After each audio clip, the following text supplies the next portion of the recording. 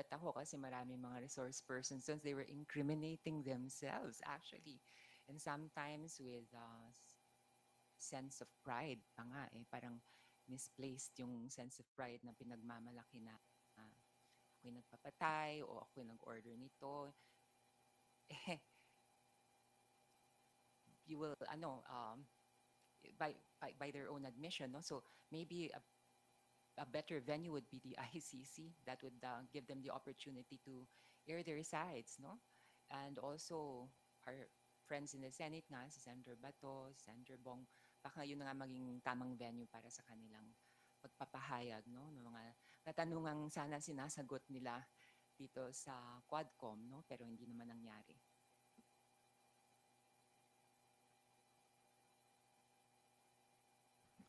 Thank you.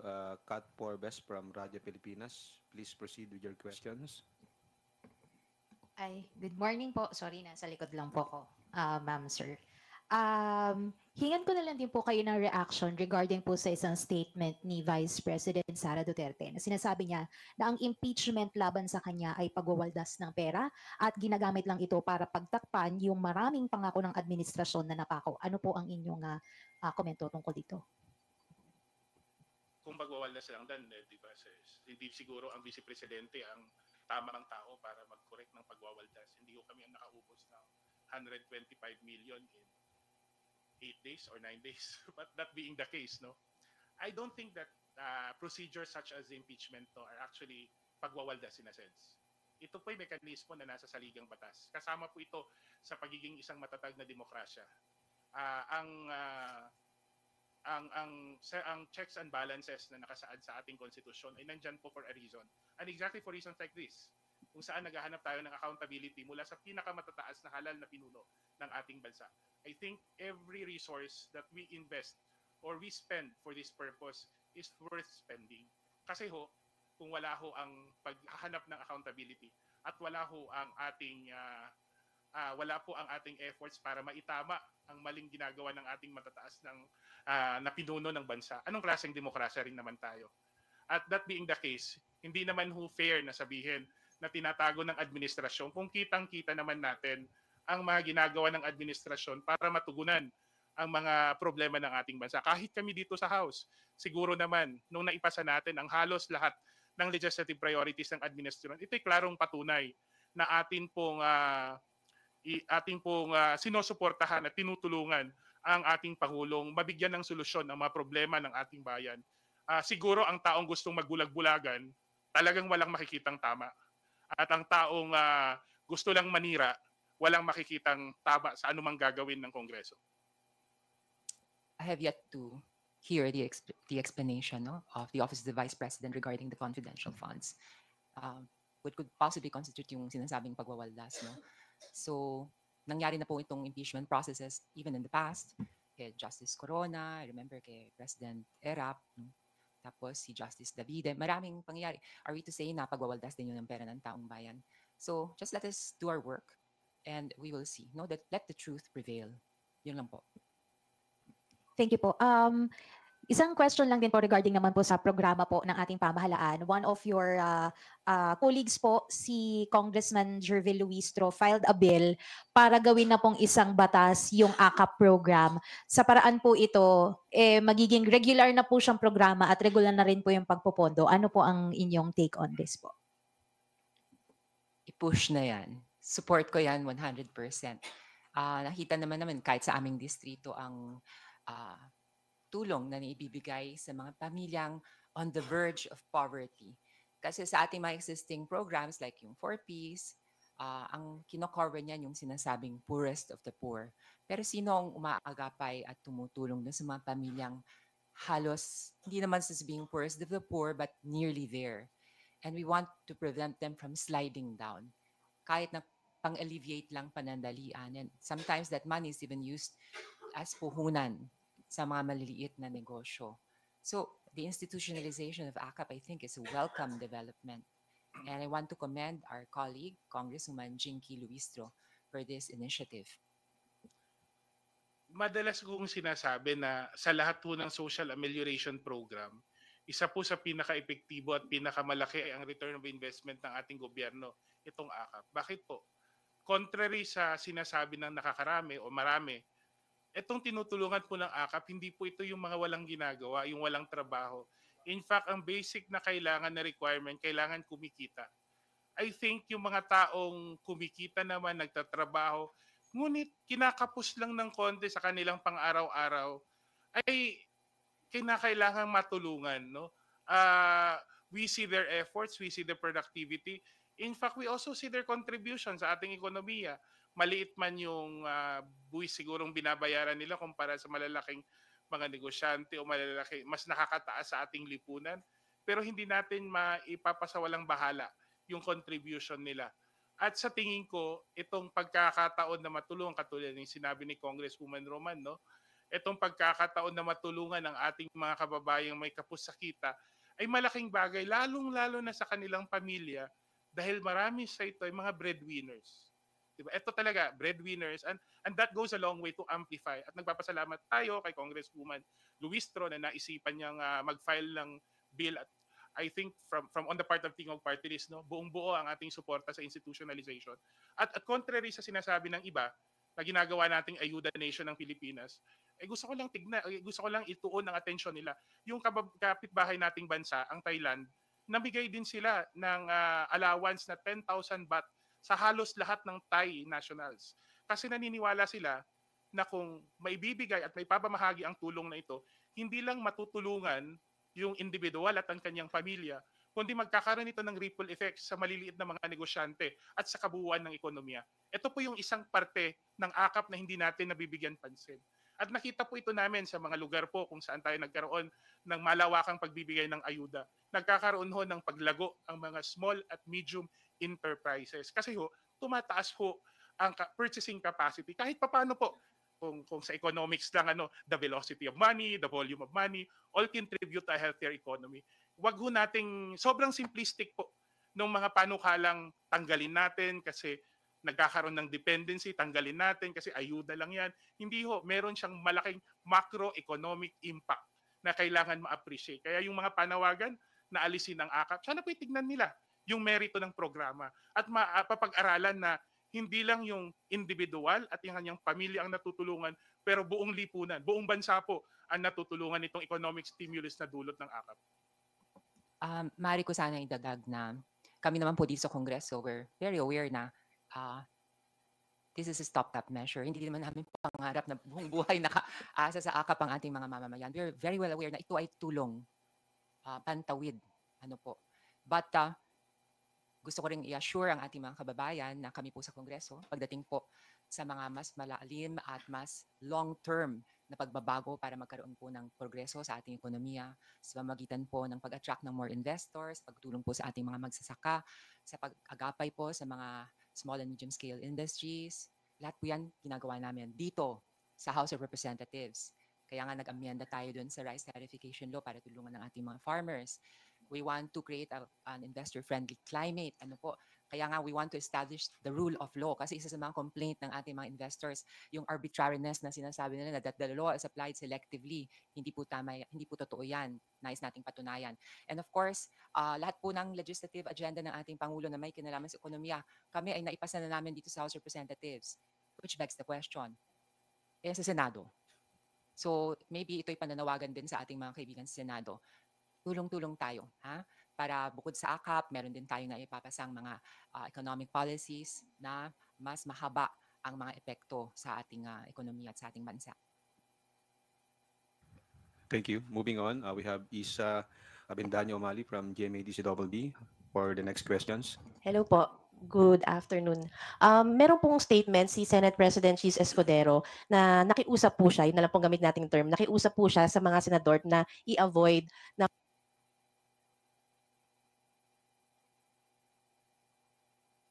magsalita about impeachment versus VP Sara Duterte. Dito po ba sa House, meron din po ba ganong instruction si House Speaker Romualdez na wag munang magsalita or iwasan muna magsalita regarding po sa impeachment?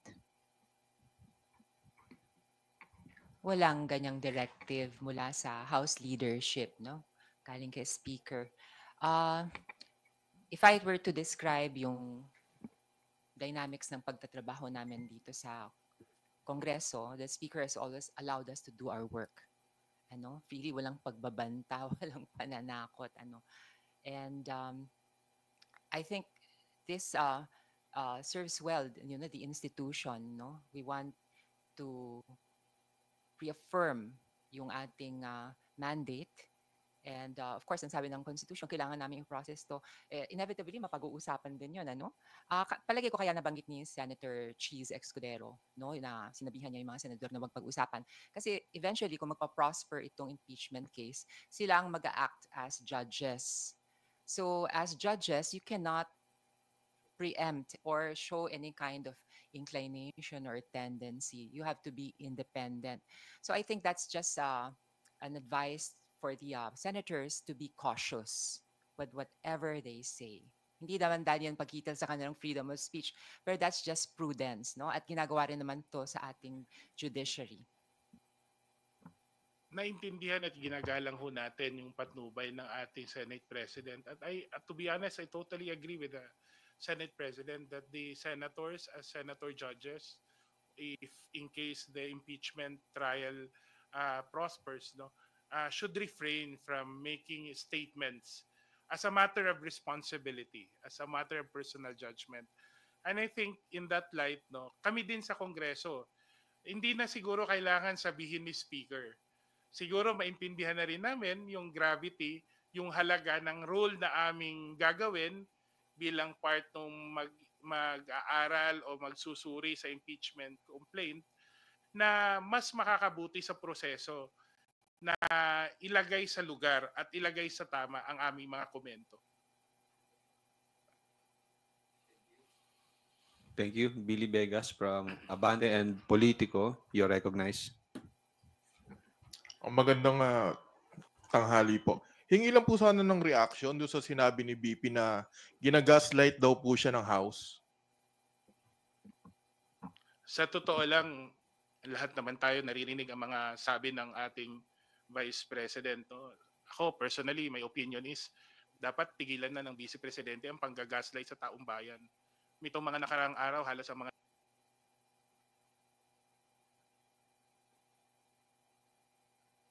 statement ng Vice Presidente mula sa sinabi niyang siya yung inaapi, sinabi niyang siya ang threaten, sinabi na dapat siya na ang presidente noong 2022.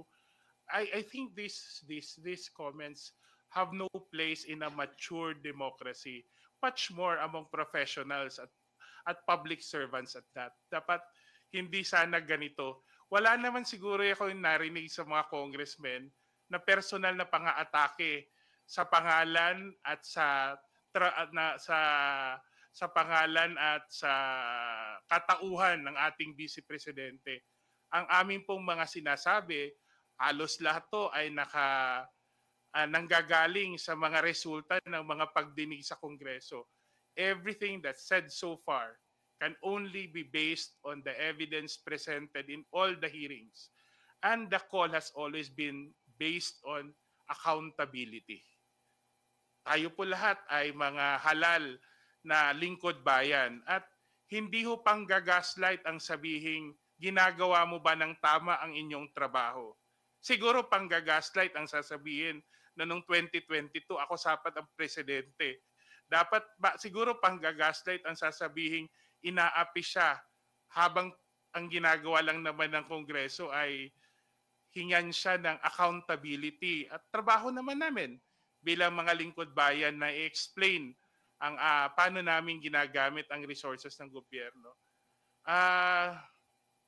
I'm sure yung narrative na gusto nila yun ang paulit-ulit kasi hindi lang ho natin to naririnig sa Vice Presidente, naririnig natin to sa lahat ng mga supporters niya sa social media. Parang iisang script lang ho sila. At sana ho, apila namin sa taong bayan, wag ho tayong magpapaloko sa ganitong mga salita. Hindi tayo, tignan ho natin yung ebidensya, pakinggan ho natin yung ginagawa sa mga pagdinig. At together siguro, let's all demand accountability from our elected officials. all these claims, no, na keso inaapi, keso ginagaslight, o kahit merong pagbabanta sa kanyang buhay, are, para sa akin, are all distracting from the real issues here. Trabaho lang po. Merong Quadcom na nag-represent ng mga valid questions in the most intelligent and polite way.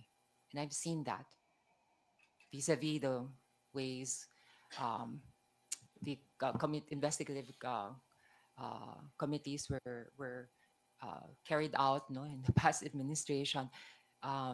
So, bakit hindi na lang sagutin yung mga tanong, no, para matapos na, para mabilis ng trabaho?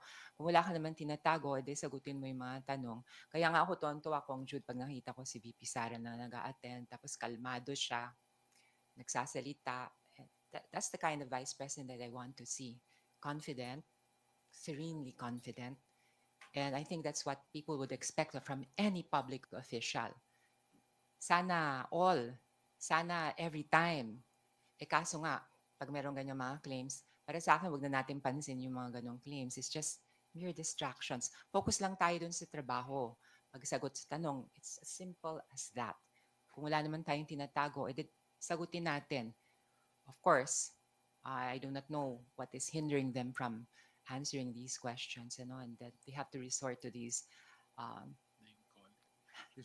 ludicrous claims, out of this world.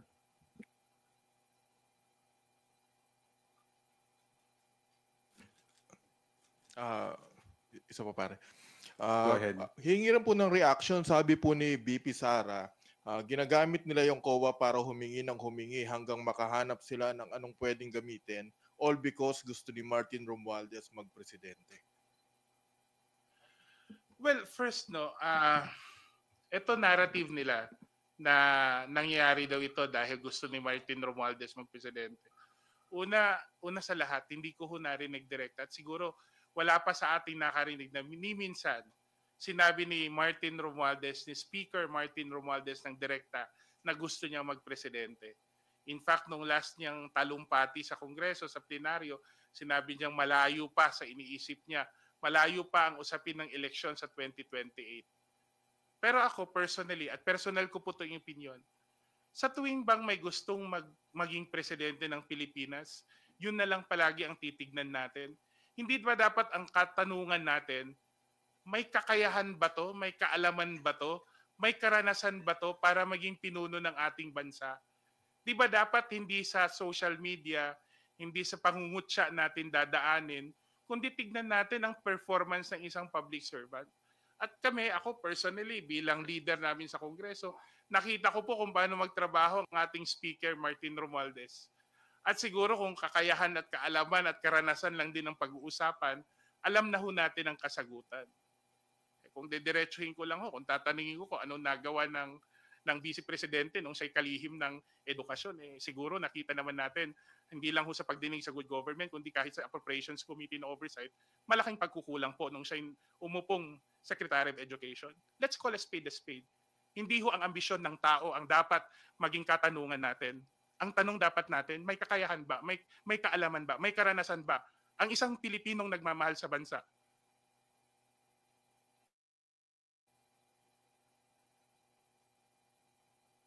Para ilahad ang kanyang sarili bilang pinuno ng ating bansa.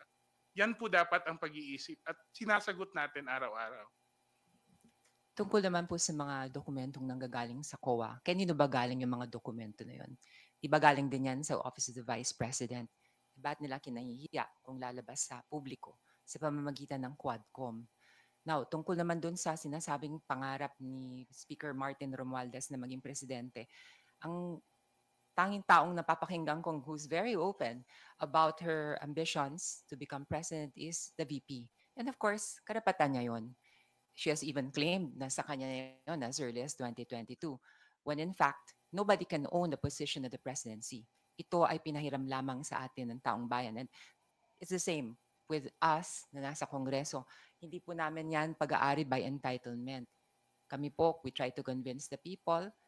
And kung nagugustuhan kami, pagkakatiwala sa amin ng aming mandato. And kinikilala po natin yan. Let us remember, it is not ours by entitlement. ang pagiging Pangulo or not. Sabi kahapon ni Rep. Pam Zamora, ito ay by destiny. And may I add, it is because of the people's mandate. Power emanates from the people. So hindi po pwedeng sabihin akin yan o sa'yo yan. Bakit? Diba? Wala namang basihan yun. So focus lang po tayo dun sa trabaho. And of course, gusto ko rin segundahan yung sinabi ni Kong Jude na kailangan ang ating mga mamamayan mag-exercise ng tinatawag na critical thinking.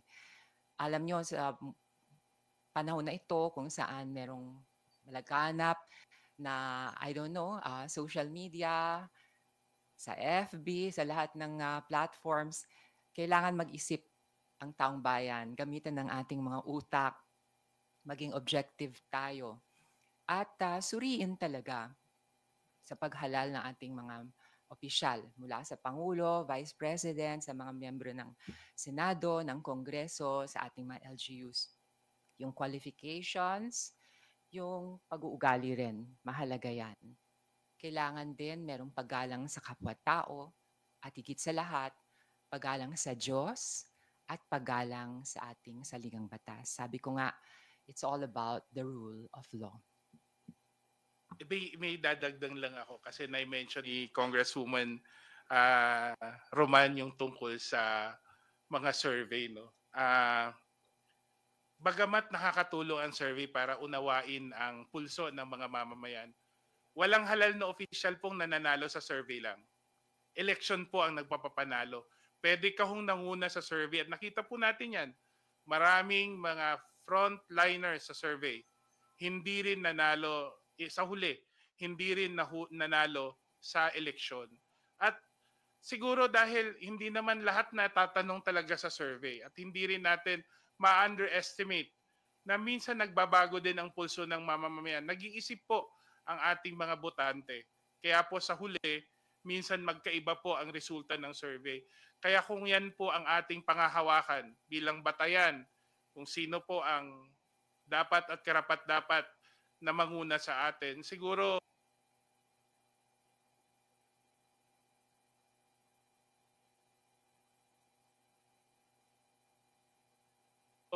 kailangan pa natin mag-isip-isip at tuunan yung totoong mga dahilan kung paano tayo pipili ng mga tamang leader para sa bansa. Thank you. Marian Enriquez from TV5. So I have two sets of questions po para regarding kay Mary Grace Piatos and sa impeachment. Sa with the certification nga po ng PSA confirming that certain Mary Grace Piatos po has no record of birth, marriage, or death in their database. What does this mean po? May malinaw na po ba tayong basihan para magrekomenda kumbaga ng technical malversation o mas malala, plunder regarding this? Lalo na po, you raised the question, gaano ba karami pa itong mga fictitious and erroneous na acknowledgement receipts to justify po nga ng OVP itong kanilang confidential expenses?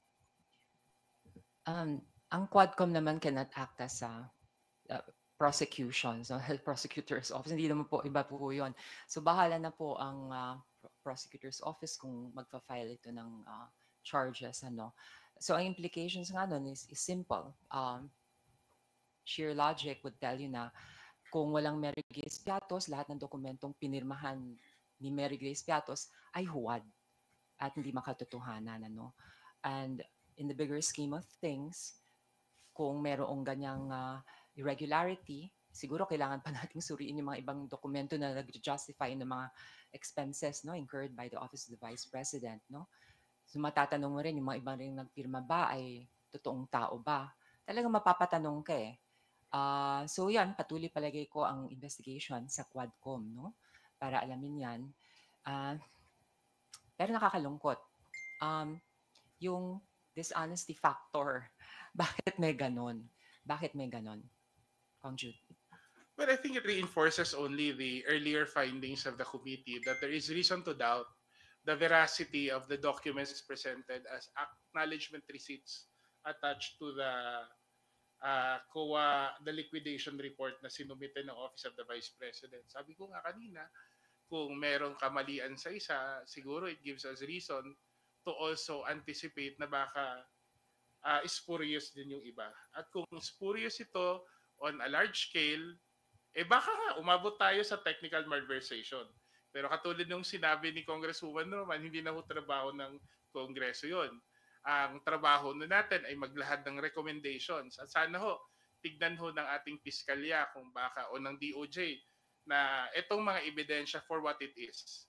As I said, hindi dapat din ipasawalang bahala ito. Bakit? Ang pinaka-konkretong pamamaraan for us to really establish that public office is a public trust, kung paano gamitin ang pera ng bayan. Ito may maging 100 piso o 500 5,000 piso o 1,000,000 o 500 milyon, yan po ay pera ng bayan. At kung sa pagkakataong ito, gawa-gawa ang mga dokumento ni Mary Grace Piatos, gawa-gawa si Mary Grace Piatos, nanakawan po ang taong bayan. Pagpapaalala rin po mula sa Kongreso at sa Quadcom, hindi po nagsistop sa investigation yan. Habang umuusad po yung Quadcom, patuloy kami mga kasapi ng House of Representatives nag-iisip kung paano dapat nating amyendahan ng ating mga batas, kung anong panukalang batas ang ating pwedeng ilatag upang maiwasan ng mga ganitong sitwasyon sa kinabukasan. So, as we said, it is an investigation in aid of legislation. Maraming ang mga lumilitaw na mga bagong panukala.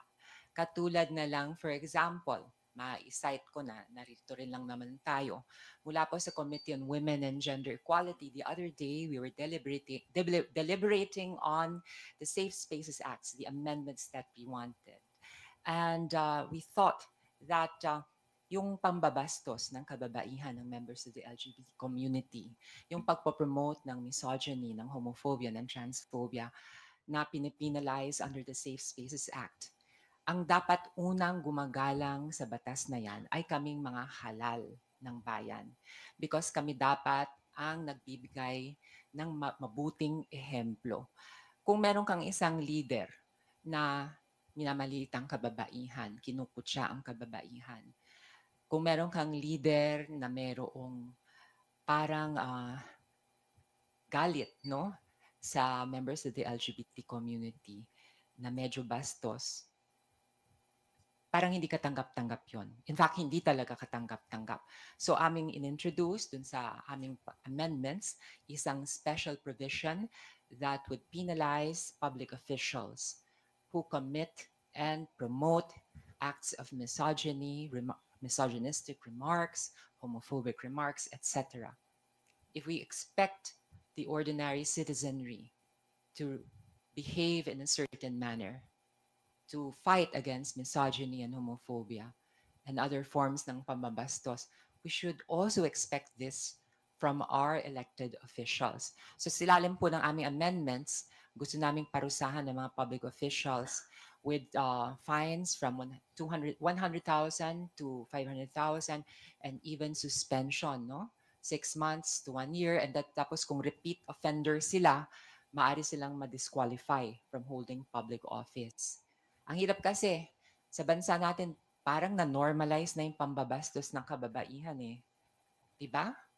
Parang na-normalize na, parang nagiging astig yung gumagawa nun. Pero ang tanong ko sa ating mga kababayan, kung nanay ninyo, sister ninyo, kapatid ninyo ang nababastos, how would you take it? Madaling pagtawanan eh, lalo na sa social media. You can twist the facts. You can even portray the culprit as astig, macho, etc., etc. Pero when it affects you, I don't think you'll react in the same way. In the same way that, you know, nung nag-investigation tayo dun sa Quadcom about yung mga victims, and talking about tens of thousands of innocent victims, innocent lives, who others may call collateral damage. Ang daling magsabi, ay bahala yun. Lahat naman tayo kontra talaga sa droga eh. Pero kailangan ba tayong pumatay ng mga inosenteng biktima? What if kapatid mo, anak mo, naitanong nyo na ba sa sarili nyo kung anong pakiramdam ng mga nanay na isang araw, nandiyan yung kanilang anak, nag-aaral lang, nagpe-prepare para sa isang exam, Sa susunod na araw, wala na, kinitil ng buhay, ang pangarap niya, ang kinabukasan niya. You think madali yun? Tapos may magsasabi, oh, that's a necessary part of the war against drugs. Talaga ba? Eh kung kayo maapektuhan. So, let us reconsider things. And, you know, mula sa Committee on Women and Gender Equality, I even apologized, ano?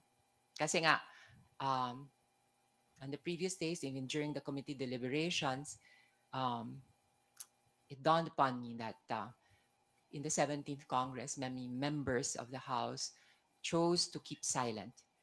Although deep inside, especially among the women, when we saw that Senator Laila De Lima was being slut-shamed, that there were attempts in the committee that she was being investigated in to shame her and, you know, to come up with false witnesses, etc., etc. We wanted to cry out. We even said no when there were attempts to show that alleged sex video. No, we said no, this is too much already, except for some, in fact, only one. I want to apologize and repeat my apology to her. She helped so much in our province, especially dun sa aming jail facility. She helped, my mother was then congresswoman. She's a good person. Sorry for being silent. Kaya nga lang unawain nyo rin, ibang climate nung 17th and 18th Congress. Ibang leadership style nung panahon na yon. Madaling sabihin kasi na, dapat nanindigan ka, baliwala ka, duwag ka pala. No. Pag pinoprotektahan mo ang mga constituents mo, para bang pinagsasanggalang ang mga mahal mo sa buhay, para bang kinikidnap yung mga anak mo, sasabihin gano'n, hindi namin i-release to hanggang hindi mo sundin ang aming dictates. And that was what happened in the 17th Congress when misogynistic remarks were being said in the past administration. And we women had to keep quiet because ang pinanakot sa amin, walang healthcare, walang school buildings, walang kung ano-anong mga ayuda para sa aming mga constituents. Paano naman kami magre-react nun? Alam nyo, sana maunawaan nyo yung nature ng trabaho namin as congressmen.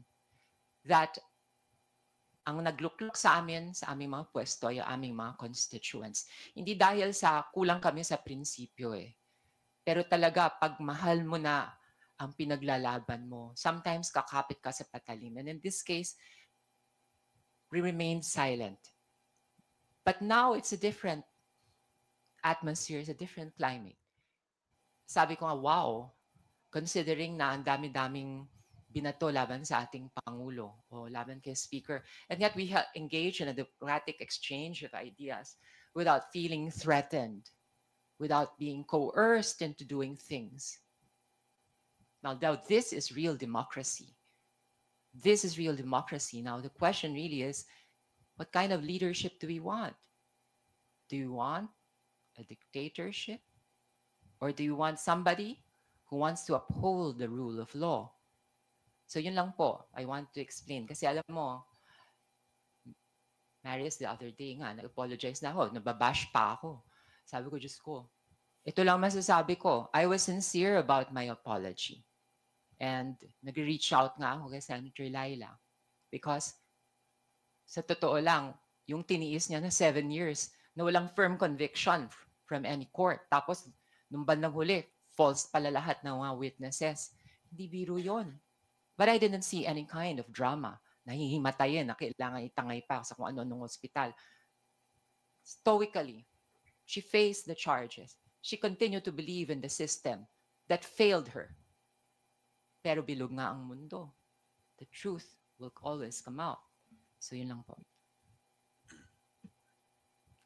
Thank you for that. Pero I would just like to follow up back on the technical conversation. If ever po ba, kung posible nga po na umakyat na po doon, liable po ba si Vice President Sara Duterte? Lalo na sinasabi nga po niya na, yung ginigiit niya na wala naman akong alam dyan sa mga acknowledgement receipts na yan, hindi dumadaan sa akin yan. Kung technical malversation lang pag-uusapan, ang daming red flags. Hindi lang ho si Mary Grace Piatos. Si Mary Grace Piatos, sabihin na natin, tip of the iceberg lang siya. Una, kung maalala natin, tinanong natin si Gina Acosta. Siya po ang accountable officer. ibig sabihin, ultimately hanggang disbursement, dapat siya yung may custody ng pondo. Pero anong ginawa po niya? Sa utos ho ng Vice President, klaro po yun, sa transcript ng ating mga pagdinig, sa utos ng Vice Presidente, nilipat niya kay Colonel Lachica. Nilipat kay Colonel Nolasco. Sa DepEd naman, nilipat ni Edward Fajarda kay Lachica. Yung kabuuan ng perang kanilang in advance, kanilang withdraw sa bangko. Ako personally at sa pag-appreciate ko sa batas, yun po ay malversation in itself na technically. Kasi parang na-defeat ang purpose ng fidelity bonds, parang na-defeat ang purpose ng accountability. Eh kung idadagdag pa natin ang usapin ng spurious o di kaya gawa-gawa lang itong mga acknowledgement receipts, at nakita natin marami po doon magkakaibang pangalan, parehong pangalan, magkakaibang pirma, minsan magkaibang pangalan, pare-pareho ng ballpen at nag-iisang tinta lang.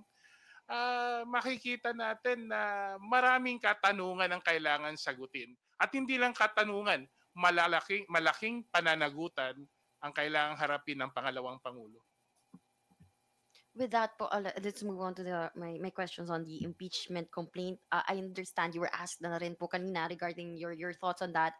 And, si PBBM nga po, meron din siyang apila po, lalo na sa atin dito sa Kongreso, na, isang tabi na muna itong mga hakbang sa pagpapatalsik sa bise at mag-focus na lang po muna sa trabaho. But you also both mentioned about, checks and balances, letting the truth prevail, paghahanap ng accountability sa pinakamataas na pinuno ng bansa, critical thinking, every resources po ibubuhos dito ay worth spending. So, with the grounds po na I understand, you've seen the impeachment complaint, may mga nabasa na po siguro kayo lumabas sa balita doon sa 5 pong grounds na inilabas in the articles of impeachment ng grupo nila Kong Percy. Ano po yung inyong personal na tingin po dito? Paano nyo po i-weigh itong impeachment complaint po laban kay Vice President Sara Duterte even with the appeal of PBBM? Well, isa-isahin natin, no? Ang appeal ng ating Pangulo. At ginagalang ho natin at pinakikinggan natin ang appeal ng ating Pangulo. Definitely, kailangang unahin ang anumang hakbang na mas makakatulong sa ating mga mamamayan. In fact, sa aking appreciation, it refers more dun sa mga pending legislation na kailangan pa natin bigyan pansin. Una, kailangan pa natin ipasa ang budget for next year. Priority dapat yon. May natitirang ilang legislation nakasama sa legislative agenda ng administration. Siguro sa House, masasabi natin, pasado na kami. Pero siguro sa Senado, kailangan din nilang bigyan priority po yun. Klaro dapat ang mga priority.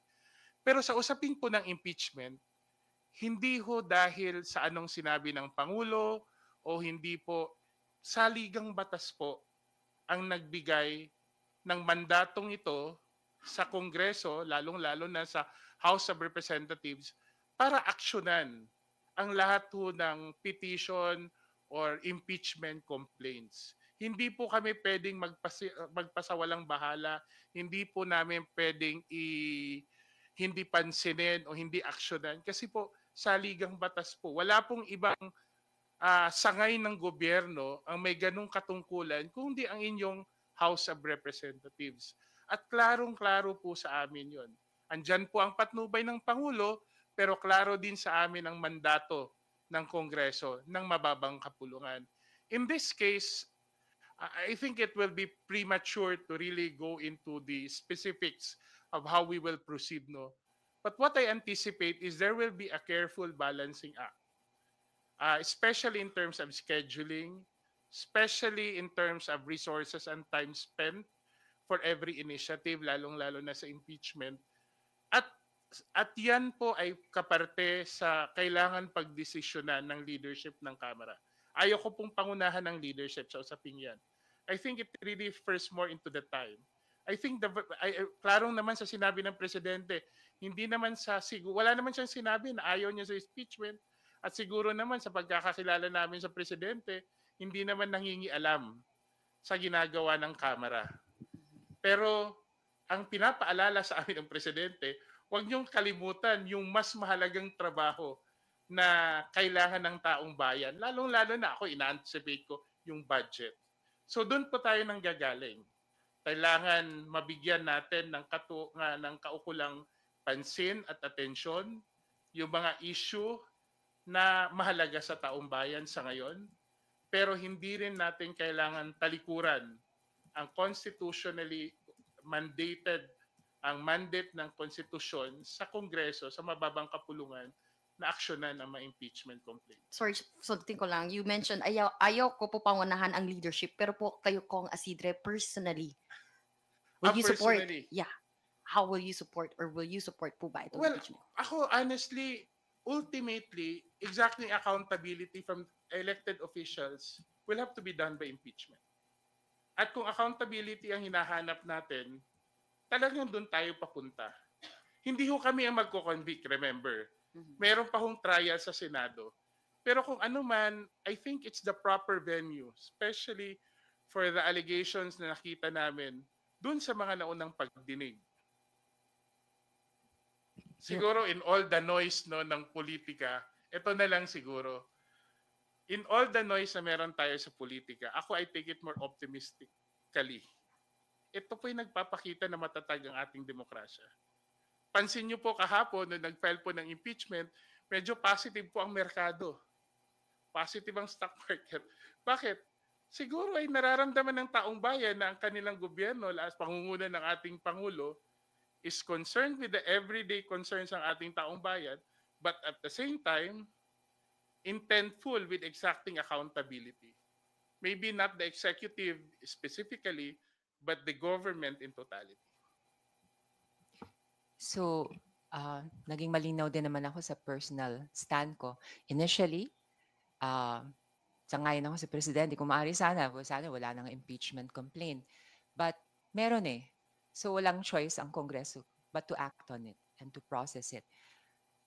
And my final decision, of course, whether to support it or not, because it will be submitted to a vote no, sa plenary, where it has to garner at least 1/3 of the total number of congressmen, is I have to hear first kung ano ilalabas nila. Is it correct in form and in substance? Substantiated ba yung mga claims? Meron bang ebidensya? And of course, I want to be fair. The entire process, I hope, and I'm sure, and I'm confident, will be transparent. So kung ano man na nadidiscover, natutuklasan, siyempre, kailangan defensahan yan ng mga nagpupush ng impeachment case na ito. Thank you, Marian. Sandro Chona from Billionario TV. Sorry, quick reaction lang po doon sa possibility that there's another impeachment complaint within this week. Well, nasabi naman siguro ng mga makabayang congressmen na meron din silang ipa-file.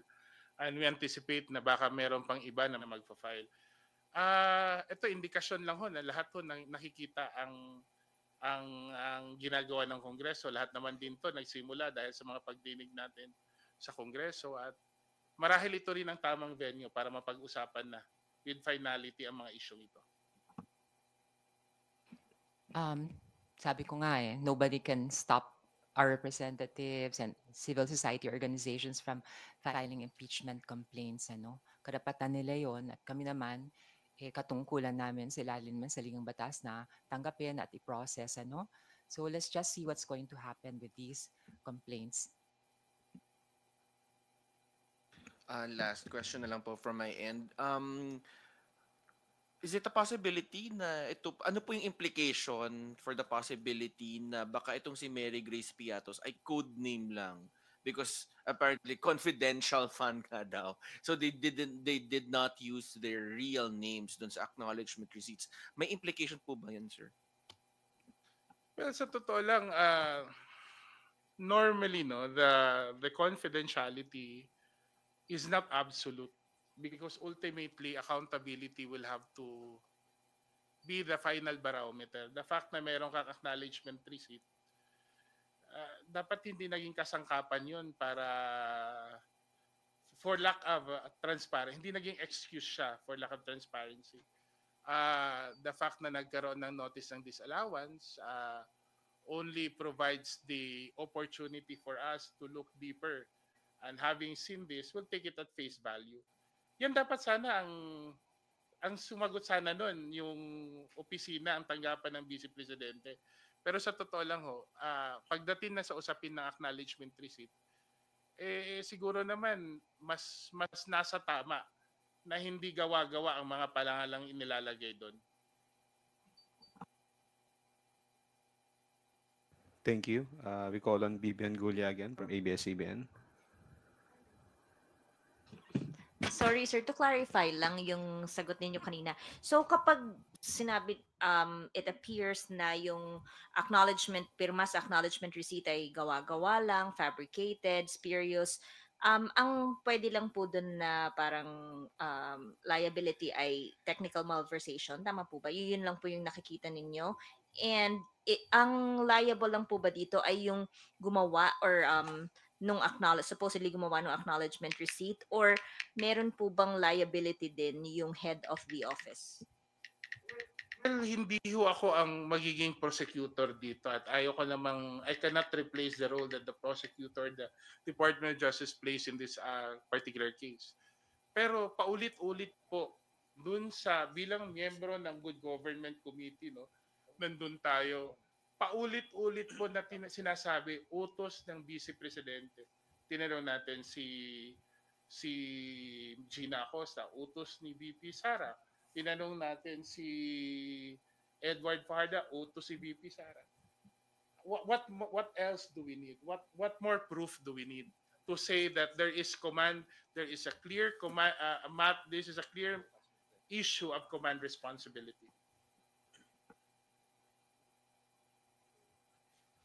Thank you. Next questions from Krisa Subing-Subing of Inquirer. Makikimic po ako dito. Hello po. Sunan ko lang po yung question ni Zandro po kasi yun nga po, baka yung excuse na non-existent si Mary Grace Piatos ay code name lang po siya.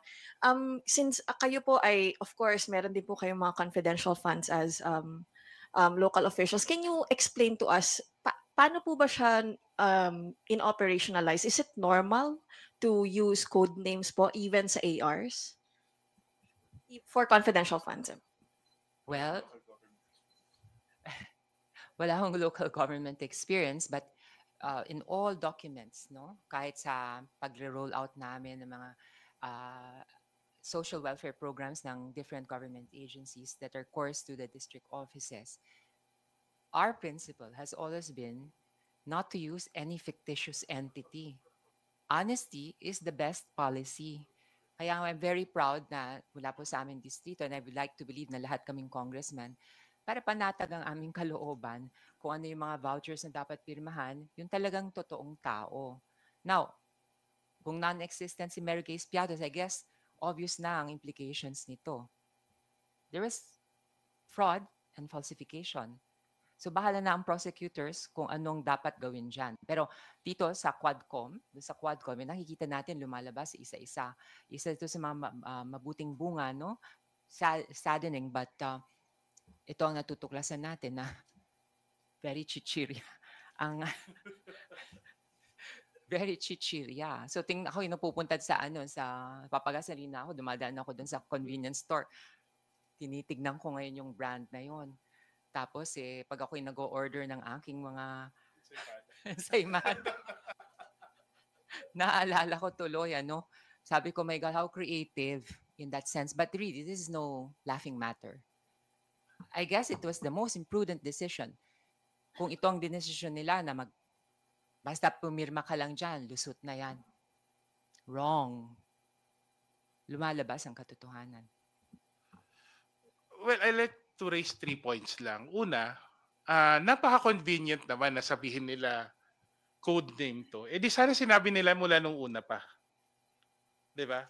Pero there has been no statement, there has been no clarification, there has been no insinuation to that end, 'di ba? They stood by. In fact, pinanindigan nila na naitama ang kanilang mga acknowledgement receipts. Why? Because there's an authorized certification. Diba? May legal weight siguro yon. Pangalawa, as I said, there's the totality of actions The fact na yung banded officer tinurn over without due authority, pwede nga natin sabihin, may usurpation pa ng powers ng SDO, yung tumanggap na official. Maraming kaso to. Kung naisatama to, bakit kailangan gawin ng ganun? Ang daming palusot.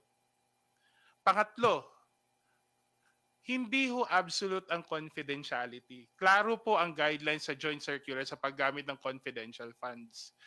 Ang reports po lahat yun, confidential, pero hindi ho sinabing magpeke kayo ng acknowledgement receipts. Hindi po pwedeng sabihin, pekein nyo kasi confidential yan. Ang sinabi lang, confidential siya, pero even that confidentiality is not absolute, especially when there is a notice of disallowance. At may mga red flags tayong nakita. Kasi katulad niya ng sinasabi natin paulit-ulit, accountability in the end will always define the amount of confidentiality that is required. Pera ho ito ng taong bayan. Kung isipin nyo, we're not talking about 1 million, 2 million, 3 million. We're talking about 500 million pesos na drenowing ng tanggapan ng Vice President.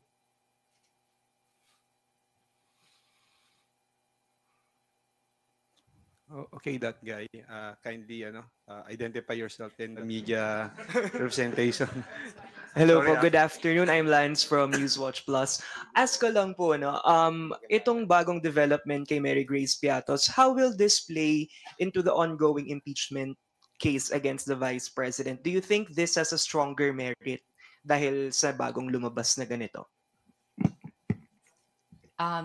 When we study the grounds for impeachment, merong betrayal of public trust, graft and corruption, misuse, misallocation of funds, possibly this could be used as evidence. Yun lang ang nakikita kong implications, but of course, i-review ulit yan.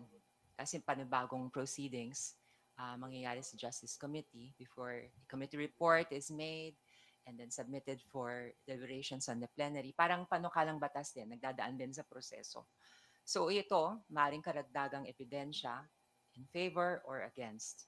Pero siguro pwede nating pasa ilalim yan sa isa sa mga grounds for impeachment as stated in the Constitution.